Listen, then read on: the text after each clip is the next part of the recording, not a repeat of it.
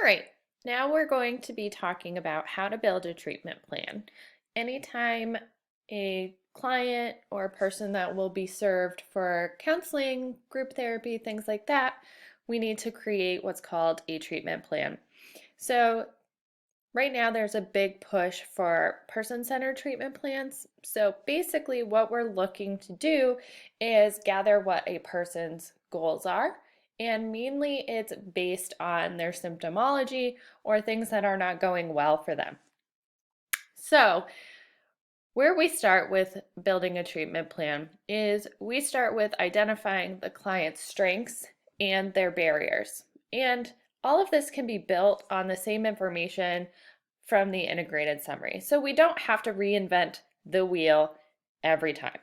And we do this with the person. So we're not making this up for them, we're doing it with them.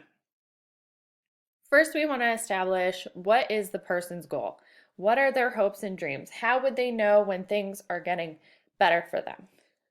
We are also going to identify what some objectives are, so what the person is going to be doing outside of therapy, group therapy, etc., and what our interventions are as clinicians, helpers, whatever our terminology is.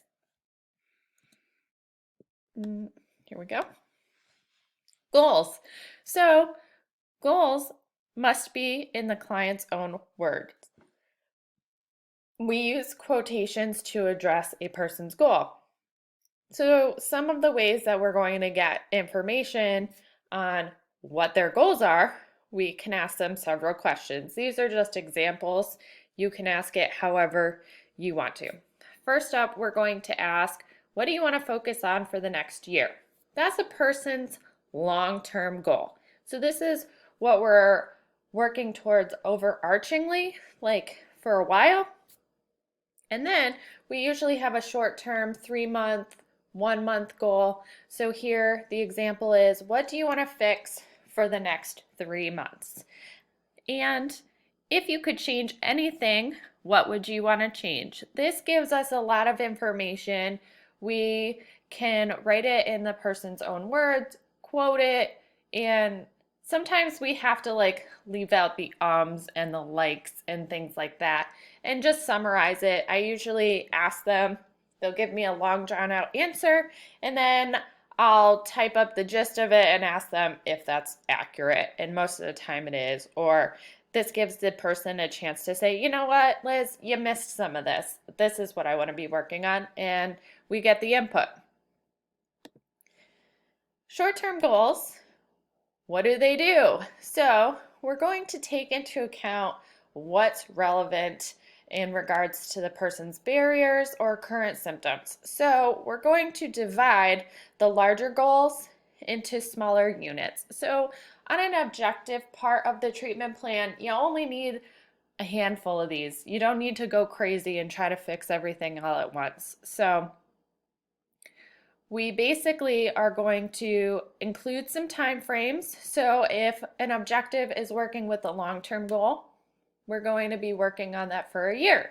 If this objective is working on the short-term goal, we will be working on this for 3 months. So we get to divide this up a little bit. And usually things go hand in hand. We will also send a hopeful message that we believe things can and will be different and get better. So a lot of this is based on hope. Yay, hope. And we're going to incorporate the barrier as a topic being overcome. So for billing and insurance purposes, objectives really need to be based on what the person is having a hard time with and why we're billing their insurance to get better. Okay, so we do have to have a little bit of framework for managed care, but it's basically specific to what the person wants to be working on and what is their worst symptom based on their own perception of things. So someone who has schizophrenia might think that hearing voices and the suicidality is the worst thing, and absolutely it is. So we want to work on that. Somebody who is homeless and has schizophrenia, we might view, maybe the homeless thing is the thing we need to work on first, but they might want to be working on something different. So we have to use our own personal clinical skills to address this mostly. So to break down objectives, objectives should be SMART. SMART is an acronym. So here's a way to evaluate your objectives. So sorry about that. Are they SMART? So S stands for simple or specific. We want it to be easy for them to accomplish. And if anyone reads it, they can understand what the person's supposed to be doing. We also want to make this measurable. So this includes things like rating scales out of a scale of 1 to 5, or a frequency of how many times somebody does something. We also want it to be achievable. Obviously, we're not going to set people up for failure. We also want it to be realistic. And again, we want it time framed, so based on the goal that we're working on, we also want the objective to match that amount of time. So, in order to bill for insurance, objectives must be based on current symptoms or barriers. So, a strong emphasis on what is most severe, homelessness, medical issues, hospitalizations, including suicidal, homicidal, or not being in touch with reality. Okay, so I already touched on that a little bit. So how do we write an objective? So on the left-hand side, you can see that this is the way to do it on the left-hand side, and then the example. So first up, you use the person's name. So here we got Jason. We include an action or verb, will use, what will be done, any of his 3 coping techniques to address anger with his parents, how often will it be done, or the time frame, at least once a week over the next month. So this includes frequency, measurability, and the time frame, and how will it be measured as measured by a family report log. A lot of times I come up with ideas how to put things on people's fridges so they can track it over time. There's a lot of great apps that people have for their smartphones now. Everybody pretty much has a smartphone. You might be able to find an app that will tally things. There's really great apps for addressing a person's mood and things like that. So if you're trying to address how often somebody's feeling anxious, depressed, angry, there are these great apps to use. So I have some objective examples. In the next 3 months, Sam will successfully use 3 to 4 identified coping strategies to manage his feelings of anger as tracked in his journal. So I want to break this down a little bit. Next 3 months, time, measurability, 3 to 4. What are we doing? Coping strategies.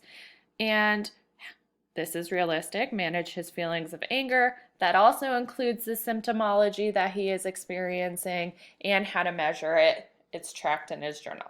Now, you guys might be asking, well, how realistic is this? Is he really going to track this information? And honestly, sometimes people do, sometimes people don't. So, you know, at least we're doing our due diligence to try and encourage people to do that.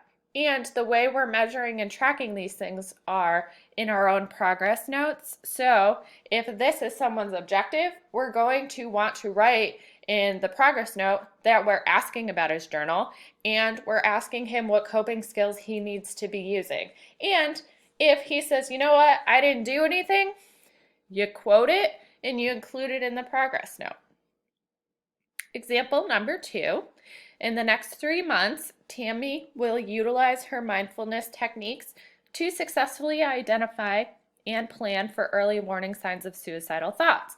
So, time at the beginning, again, 3 months, the person, her name, and the action verb here, mindfulness techniques. So this is something that we're probably teaching her in therapy, to successfully identify and plan for early warning signs of suicidal thoughts. So we're helping her identify things like that.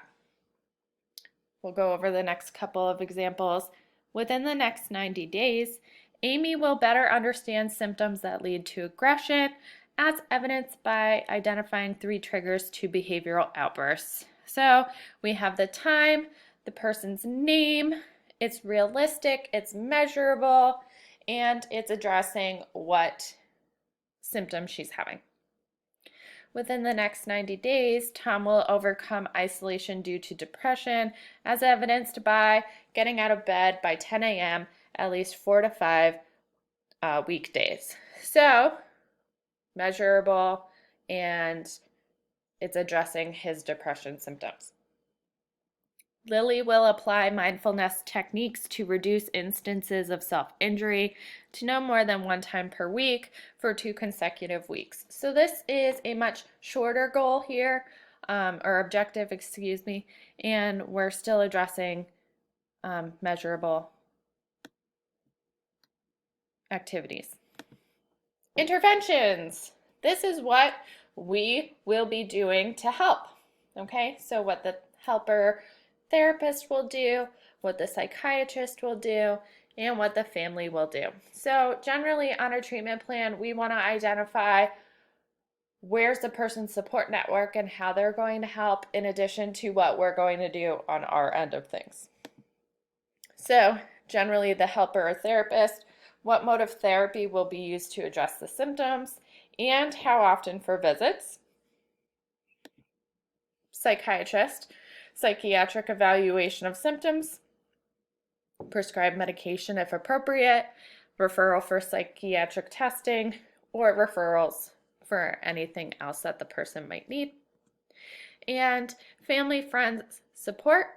They might provide a place for the person to stay, help with transportation to work, to appointments. They might help with financial support. They might provide emotional support. They might help keep a family log of symptoms or encourage compliance with medications. So this is a short version of how to do treatment planning. I've also included in Canvas a breakdown of what an integrated summary is and a treatment plan. It's a Word document also listed in this week. So go ahead and take a peek at that before submitting your assignment to get an idea of what the framework looks like. As always, if you have any questions, please feel free to shoot me a message and I'll definitely do my best to help you out. Thanks, guys.